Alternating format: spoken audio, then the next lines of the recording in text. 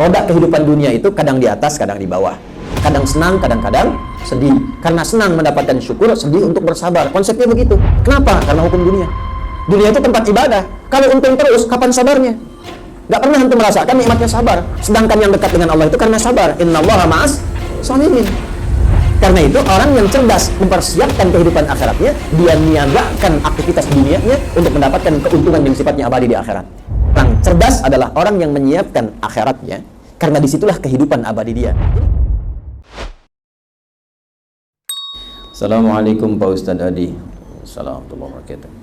Saya mau menanyakan tentang tafsir Quran surah 61 As-Saff ayat 10 sampai 14 tentang sebuah perniagaan yang tersebut hingga ayat 14-nya. Mohon minta penjelasannya, Pak.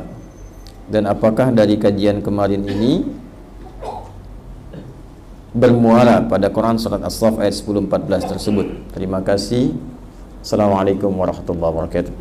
Waalaikumsalam warahmatullahi wabarakatuh.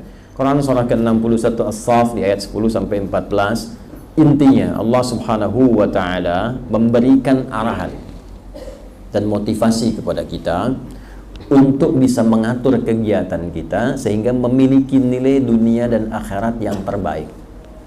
Ya ayyuhalladzina amanu, hai semua orang yang telah menyatakan beriman.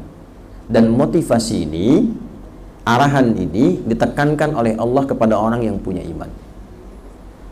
Rumus tafsir mengatakan begini: jika ada ayat dalam Al-Quran dibuka dengan kalimat iman, maka di situ iman kita dipertaruhkan. Apakah keadaan imannya kuat atau lemah? Contoh, ada ayat yang pertama dibuka dengan iman itu surah Al-Baqarah ayat 3. Alladzina yu'minuna bil ghaibi wa yuqimunas shalah. Orang-orang yang beriman itu, yang punya ciri takwa adalah orang yang mampu meningkatkan sholatnya. Nah, sholat itu indikator keimanan pertama. Semakin kuat sholatnya, ini menunjukkan semakin kuat imannya. Semakin lemah sholatnya, malas sholatnya, ini menunjukkan semakin lemah imannya. Dan saat menunaikan sholat, imannya dipertaruhkan. Artinya kalau ada orang mengaku beriman, mengaku muslim, tapi tidak sholat, maka dipertanyakan keimanannya. Karena itu kata Nabi, atau kama qala Rasulullah SAW, al-farqu bainal mu'min wal kafir tarkus sholat. Perbedaan antara orang yang sudah beriman dengan yang belum, itu dilihat dalam sholatnya. Orang beriman itu pasti sholat. Orang belum beriman, itu tidak sholat. Jadi kalau ada orang mengaku beriman tidak sholat, dipertanyakan keimanannya. Itu rumus. Ada ayat akhlak dibuka dengan iman. Maaf, contoh Quran surah 49 di ayat yang ke-11. Ya ayyuhalladzina amanu la yasra qaumin qaum. Hei orang-orang yang telah merasa beriman, jangan saling mencela. Artinya kalau ada lisan orang beriman, mengaku beriman, digunakan mencela orang lain, maka pada saat yang bersamaan dia sedang merendahkan imannya. Awas, hati-hati. Karena itu kata Nabi apa? Perkara lisan. Man kana yu'minu billahi wal yaumil akhir, falyaqul khaira au liyasmut. Siapa yang merasa beriman pada Allah dan hari akhir, maka imannya akan menuntun lisannya berkata yang baik. Kalau tak bisa mengeluarkan yang baik, dia diam.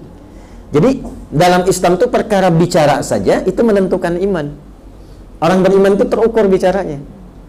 Ada manfaat, ada kebaikan. Jadi kalau ada orang mengatakan beriman, seringkali keluar kotor dari lisannya, ini menunjukkan ada persoalan dalam imannya.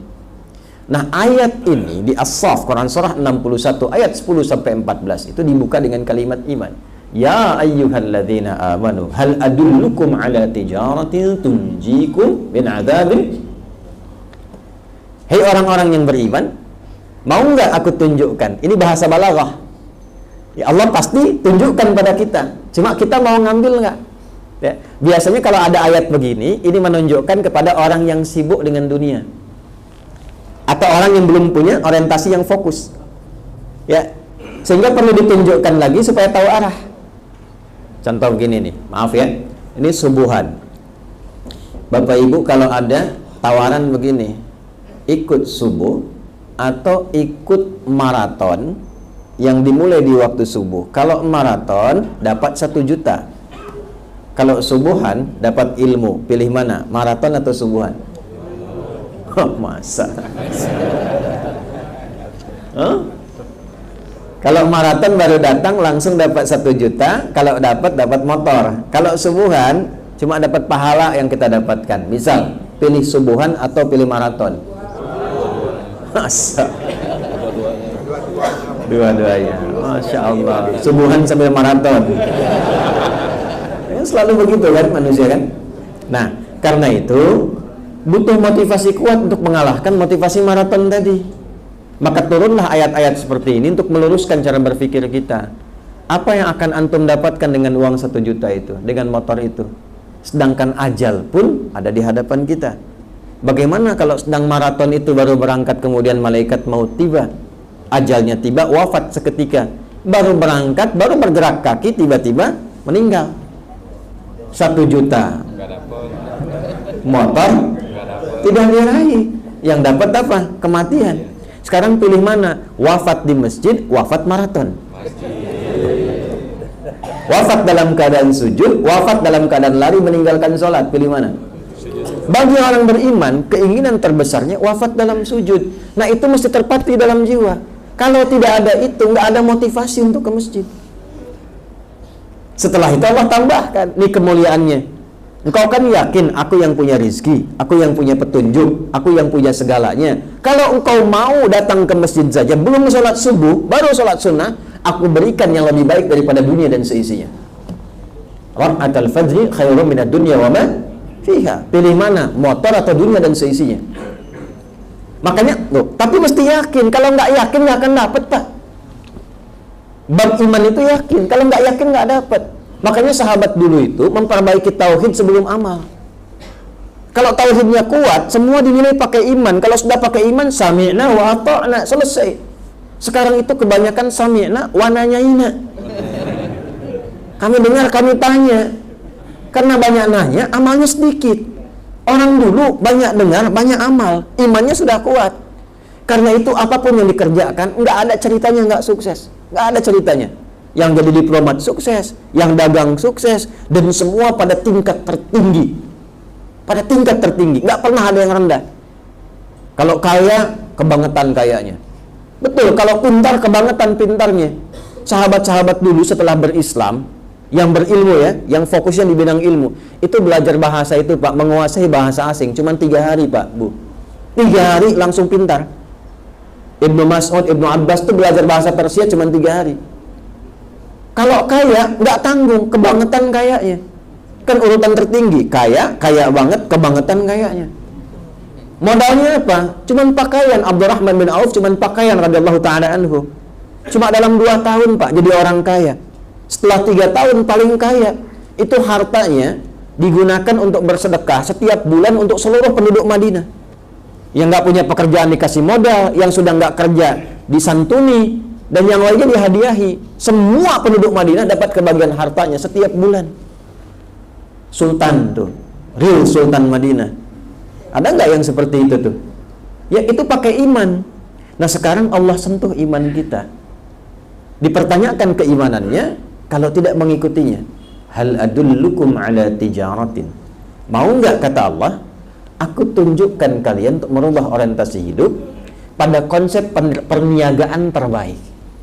Kenapa ditampilkan niaga? Karena umumnya manusia itu selalu menimbang dengan untung rugi. Itu konsep dasar manusia. Jadi kalau nggak dapat untung, nggak mau dikerjakan. Antum pun kan kesini kalau tidak merasakan ada manfaat, nggak mungkin datang. Sudah hari Jumat, kemarin yang libur kan? Sekarang kan hari aktif. Belum tentu tempatnya dekat dengan rumah. Kalau merasakan tidak ada manfaat, nggak mungkin datang. Artinya diukur ada keuntungan nggak? Apalagi DKM menyampaikan misalnya ada sarapannya, bisa gitu kan? Jadi untung lebih itu. Ya, itu sudah untung lebih, diuntung tuh, diukur. Apa untung ruginya, dapat apa, kurang apa. Masukin sekolah kan diukur juga kan? Ini ada sekolah A misalnya. Kalau masuk situ diukur dulu tuh biayanya berapa, dapatnya apa, ya, dilahirkannya seperti apa, hasilnya bagaimana, untung rugi. Karena manusia cara berpikirnya senantiasa menghitung untung dan rugi, maka ditampilkan oleh Allah hitungan perniagaan yang terbaik. Apa yang terbaik itu? Yang memberikan kemuliaan abadi selamanya merasa sukses dan bahagia. Kalau cuman sementara, maaf, masih capek, masih bisa untung, masih bisa rugi. Perniagaan yang baik itu selalu untung, nggak pernah rugi. Ya, nggak cukup dengan amin. Teruskan dulu nih. Ya, coba kalau Anda bisnis pilih mana? Kadang untung, kadang rugi, atau selalu untung nggak pernah rugi? Nah, selalu untung nggak pernah rugi. Itu kalau dapat itu yang paling ideal, dan belum tentu orang bisa dapat begitu.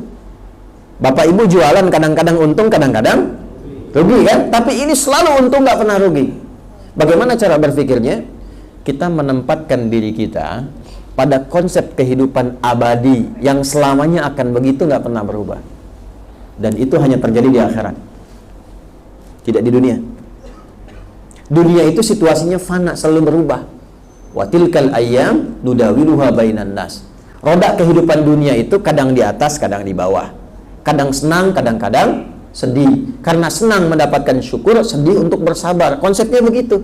Jadi antum pun kalau usaha itu nggak akan untung selamanya. Ada kalanya mendapatkan ruginya. Kenapa? Karena hukum dunia. Dunia itu tempat ibadah. Kalau untung terus, kapan sabarnya? Nggak pernah antum merasakan nikmatnya sabar. Sedangkan yang dekat dengan Allah itu karena sabar. Innallaha ma'as sholihin. Kalau antum nggak pernah sakit, selalu sehat terus, nggak akan merasakan nikmatnya istighfar saat sakit, nikmatnya berdoa saat sakit. Dikasih sakit, fisiknya lebih kuat lagi, doanya lebih kuat lagi. Itulah dunia. Tapi kalau antum nggak pernah pengen sakit, ya, nggak pernah pengen rugi, selalu pengen nikmat, nggak capek hidupnya, itu di akhirat. Hukum akhirat itu selalu sama sifatnya, nggak akan pernah berubah. Artinya nikmat saja. Tapi kalau sakit terus. Karena itu orang yang cerdas mempersiapkan kehidupan akhiratnya, dia niagakan aktivitas dunianya untuk mendapatkan keuntungan yang sifatnya abadi di akhirat. Jadi ubah dulu cara berpikirnya. Kita kan akan meninggal. Siapa yang tidak akan meninggal? Boleh angkat tangan. Hah? Nah, karena yakin akan meninggalkan dunia ini kan pindah alam kan?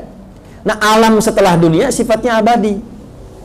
Namanya akhirat, makanya pakai ta, akhirah, ujung, nggak ada alam lagi. Maka kalau di dunia kita tinggalkan, ya sewajarnya saja, kan cari bekal. Orang cerdas adalah orang yang menyiapkan akhiratnya, karena disitulah kehidupan abadi dia. Jadi kalau dia siapkan bekal sekarang, bekalnya banyak, bawa ke akhirat, kaya di akhirat, kaya terus, gak akan rugi. Itulah perniagaan yang sesungguhnya. Tapi kalau nggak disiapkan bekal, terlena di dunia, kan ditinggalkan dunianya. Akhirat nggak akan ditinggalkan lagi, dunia ditinggalkan. Karena minim bekal akhiratnya, fakir dia, fakir akhiratnya. Maka rubah cara berpikir dia. Kalau yakin memang akan meninggal, maka siapkan bekal untuk pindah tempat. Antum dari rumah tadi kan, pengen pindah sementara ke sini untuk ikut taklim, bukankah butuh bekal? Kalau nggak ada bekalnya, belum tentu nyampe ke sini. Nggak ada kendaraan, lambat nyampenya. Orang berangkat menjelang subuh, antum ba'da asar udah jalan. Capek, ya kan? Begitu nyampe nggak fokus karena kelelahan. Butuh bekal. Jadi hukum itu pindah tempat butuh bekal. Kadang-kadang setiap tempat bekalnya beda. Dan di sini ada yang pengen umrah haji ke Saudi. Mata uangnya sama tidak? Beda. Hukumnya sama tidak? Baru antar dunia, hukumnya sudah beda. Sekarang akan meninggalkan dunia. Jangan berharap hukumnya sama. Karena itu bekalnya pun pasti beda. Jangankan di akhiratnya, masuk kuburan nanti, maaf ya, dari dunia ke alam kubur, bekalnya nggak akan sama. Sekarang pakai baju begini nih. Apakah baju yang ini akan dipakai saat masuk alam kubur? Tidak. Lalu apa manfaatnya bekal yang kita kumpulkan selama ini? Tuh. Bukan berarti tiap hari harus pakai kain kafan, tidak. Ya, kan ada tempatnya. Dunia pakai seperti ini, alam kubur ada tempatnya, gitu kan? Nah, yang kita persiapkan itu apa bekal ke kuburnya? Beruntungnya kita sebagai muslim, babnya sudah lengkap. Semua pulang kecuali satu, yaitu amal soleh. Ya, maka kita mesti jadikan nilainya, bukan pekerjaannya. Nilainya rubah dari amal menjadi soleh. Kapan amal itu menjadi soleh, punya sifat soleh? Ketika didorong oleh iman. Karena itu, setelah Allah mengatakan diselamatkan dari siksa neraka, apa setelah itu? Tu'minuna billah. Rubah semua kegiatan itu karena iman, karena Allah subhanahu wa ta'ala. Bicaranya pakai iman, memandangnya pakai iman, kerjanya pakai iman. Kerjanya di tempat yang sama. Bapak tetap ngantor di tempat itu. Dagangnya tetap itu, cuman dagangnya pakai iman. Kalau dagang pakai iman, nggak akan mencuri, nggak akan nipu, nggak akan nyogok, nggak akan korupsi, nggak akan terjebak riba. Itu dagang pakai iman. Ketika Anda bergerak keluar dari rumah dagangnya pakai iman, mengatakan Bismillahirrahmanirrahim, maka semua derap langkahnya menjadi nilai, dicatat dari amal jadi soleh, amal soleh. Bukan cuma amal. Kalau nggak pakai iman, amal saja. Kalau pakai iman jadi soleh. Ketika amal didorong pakai iman, maka berubah amal itu menjadi ibadah, nilainya disebut dengan hasanah namanya. Nah, setiap ada perbuatan hasanah nilainya 10. Nilai itu yang disebut pahala. Quran surah 6 ayat ke 160. Man jaa'a bil hasanati falahu asyru amsalihha. Dicatat oleh malaikat 10. 10 itu bukan begini. 1, 2, 3, 4. Tidak terlalu sedikit. 1 keduanya 500 tahun. 2 ketiganya 500 tahun. Nah, itu diakumulasikan dalam catatan disebut dengan kitab. Saat meninggal, nanti pulang ke akhirat, kitab itu akan muncul, terlihat. Kata Allah, Iqra kitabak kafa bi nafsika al-yawma 'alaika hasiba. Hasiba itu yang dimaksud hisab. Dan tugas kita itu menjadikan semua perbuatan punya nilai di hadapan Allah. Karena itu setiap amal soleh diawali dengan iman. Contoh Quran 103. Wal 'asr innal insana lafi khusr illa alladhina amanu wa shalihah. Paham sampai sini? Maka kalau bicara pastikan soleh. Kalau mendengar pastikan soleh. Jangan dikira nggak ada pahala. Kalau ada orang memprovokasi, ingin keluar kata-kata kotor, ditahan oleh kita. Quran surah ketiga ayat 134. Wal kadhiminal ghaidha. Diledek oleh orang ingin marah. Tahan. Nggak jadi itu. Itu dituliskan pahala 10 kebaikan. Kalau pulang, kembali kemudian ke akhirat, disediakan surga di situ. Surganya disiapkan seluas langit dan bumi. Ya, kan ayat 133-nya begitu. Jadi orang cerdas itu dia menyiapkan nilai kebaikan dunianya untuk bekal akhiratnya. Begitu meninggal dunia, dia tinggalkan dunianya. Dunianya sukses juga. Apa dikira Utsman nggak kaya? Kaya. Abdurrahman bin Auf kaya. Nikmat juga hidup dunianya, nikmat, enak, tenang. Begitu pulang nikmat lagi. Jadi dunianya dapat hasanah, di akhirat dikonfirmasi hasanah. Itulah kenapa sering kita berdoa, Rabbana atina fid dunya wa fil akhirati wa qina. Nah, untuk melakukan itu mesti berjuang. Karena itu hidup butuh perjuangan. Kemudian wa tujahiduna fi sabilillah. Caranya adalah niatkan semua kegiatan kita untuk mendapatkan ridha Allah. Itulah fi sabilillah. Jadi orang beriman itu mesti berjuang. Maka dari sekarang Pak, Ibu, saya selalu menyampaikan begini, coba kurikulum kehidupannya itu dijelaskan dulu, tuliskan. Kegiatan saya apa saja selama 24 jam, dari bangun sampai tidur lagi. Kalau ke kantor urutkan lewat jalan mana saja. Berapa? Kalau saya suka begini, ya, saya belum berangkat ke sini, saya tanya, Pak Lutfi dari hotel ke sini berapa lama, jam berapa berangkat? Kita bisa petakan kapan kita bangun, kapan kita sholat, kapan kita zikir, di jalan ke sini dapat berapa ayat, berapa kali sholawat, berapa kali istighfar. Itu sudah terukur. Nanti kalau sudah jadi kebiasaan otomatis.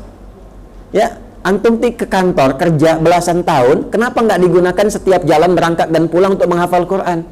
Begitu pensiun, khatam 30 juz. Bukan cuma khatam jalan. Ya, jalan pulang juga khatam. Jadi begitu pulang ditampakkan pahalanya, pulang dalam keadaan tenang. Jadi meninggalnya pun dalam keadaan enak, hidupnya enak, pulangnya enak. Karena begitu akan meninggal tampak pahala. Itu yang menjadikan dia senyum karena diperlihatkan pahalanya. Ya, itu yang dimaksud Quran surah 89 ayat 27 sampai 30. Ya ayyatuhan nafsul mutmainnah irji'i ila rabbika radiyatan mardiyah fadkhuli fi ibadi wadkhuli. Nah, wadkhuli jannati itu ditampakkan keindahan-keindahannya. Di orang saleh itu ketika akan meninggal ditampakkan hasil amalnya. Itu yang dimaksud wadkhuli jannati. Makanya pulangnya ada yang senyum, ada yang sujud. Ya, Masya Allah. Semoga kita termasuk digolongkan orang-orang demikian. Allahu a'lam bishawab.